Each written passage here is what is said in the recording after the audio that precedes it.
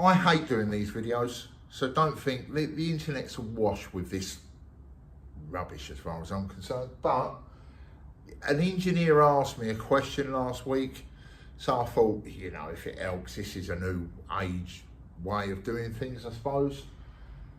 I explained it to him. He said it was beneficial, so it may be beneficial to you.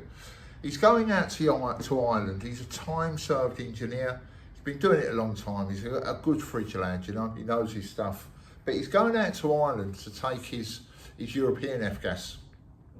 A couple of contracts have come up out there, and he just wants to make sure he's covered.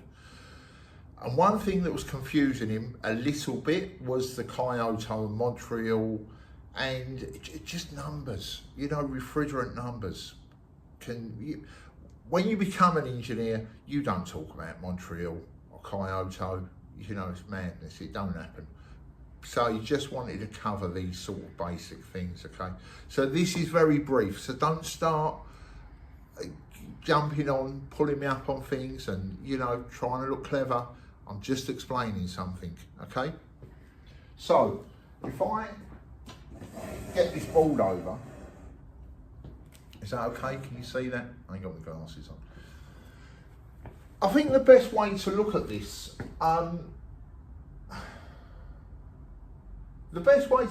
I suppose, if we look at these two, you've got ammonia and CO2, right? There are two natural refrigerants. They've been around forever and a day. Okay, they fell out of fashion for various reasons. As I say, this is going to be a short video, you know, 10 minutes at most, I suppose. So we had these, but they fell out of fashion. Then what happened was the scientists come along and they said, right, what can we do? What refrigerants can we make here? What can we do here?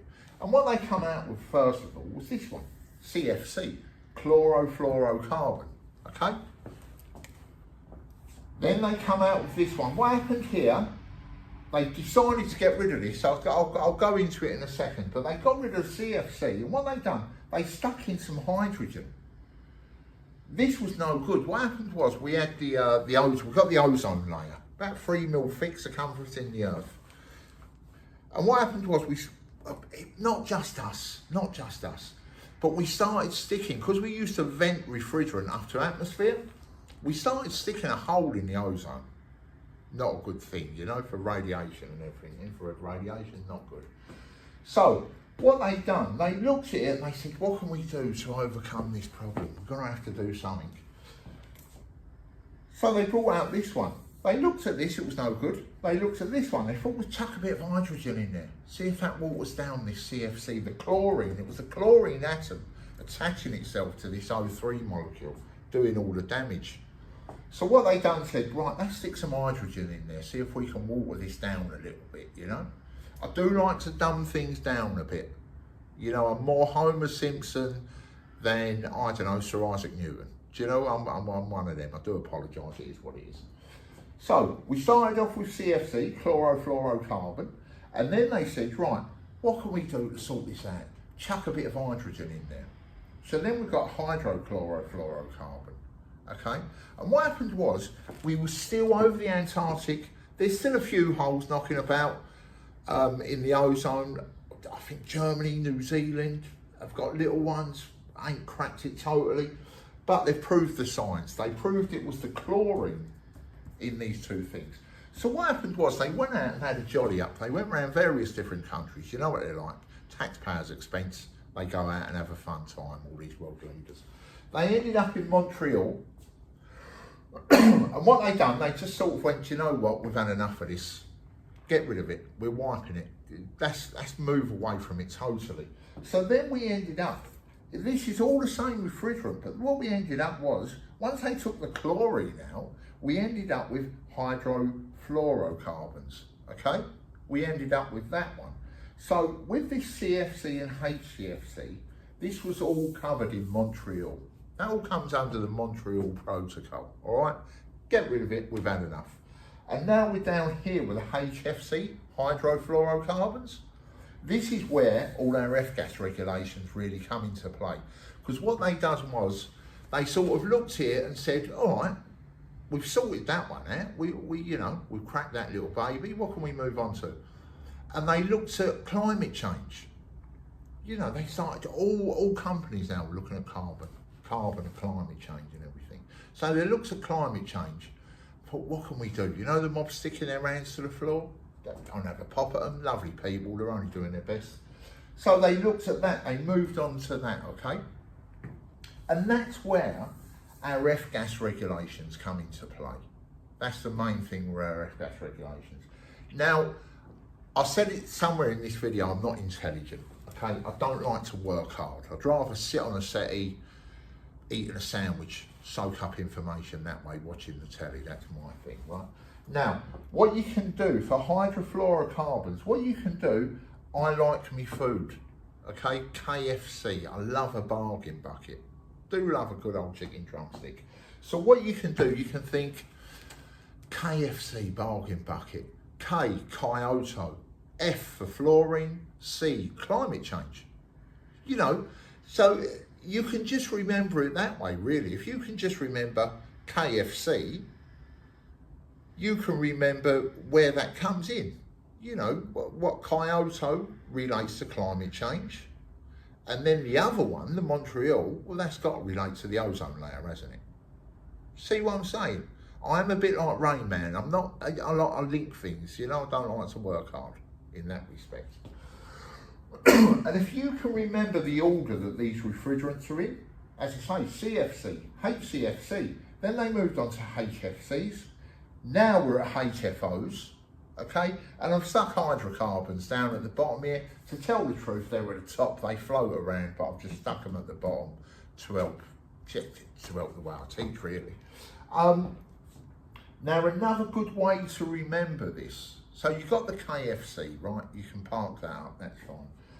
Another good way to remember this, what refrigerants did we start with? What were the first ones, really? What are we looking at? R15, R12, that sort of thing, right?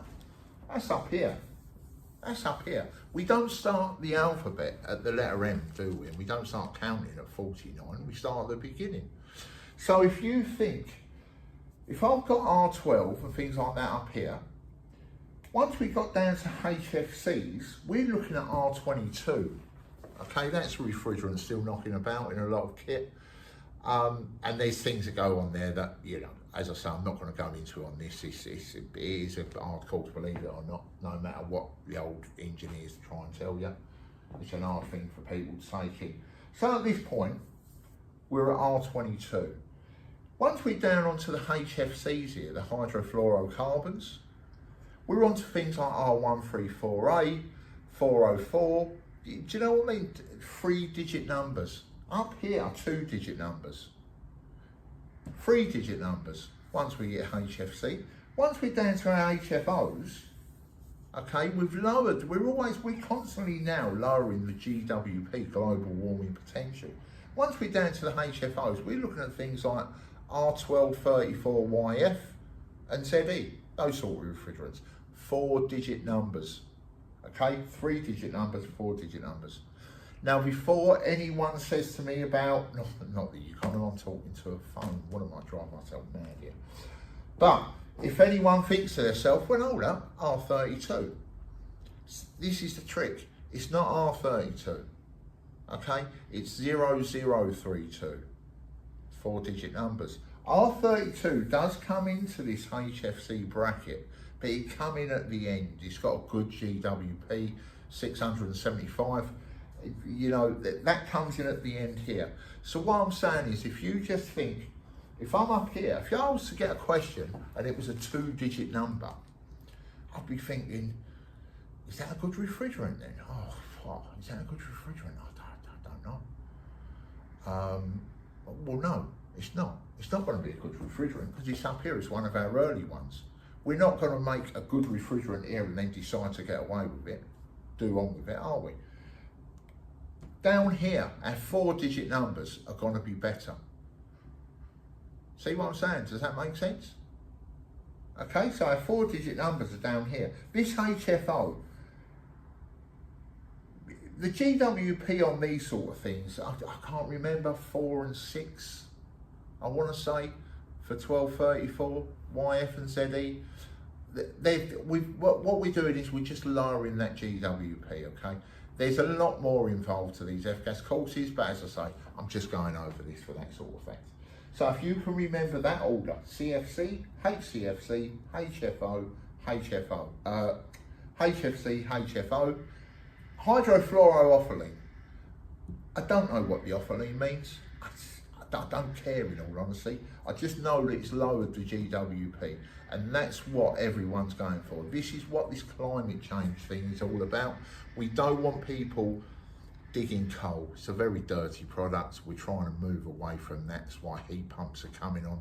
If we can nick a bit of energy from the air, you know, and we can save some poor old coal miner from getting cancer from going down in a pit and digging up a dirty product, running it on the roads, which is dirty, you know, they're all transportation costs. There's all costs, isn't there? So that's why we're doing that. That's what the climate change. But just remember, Kyoto is for climate change. KFC. Okay? If it's not, Montreal relates to your ozone. Okay? I hope that helps. I don't know if it will. The internet's awash with these sort of videos. But I hope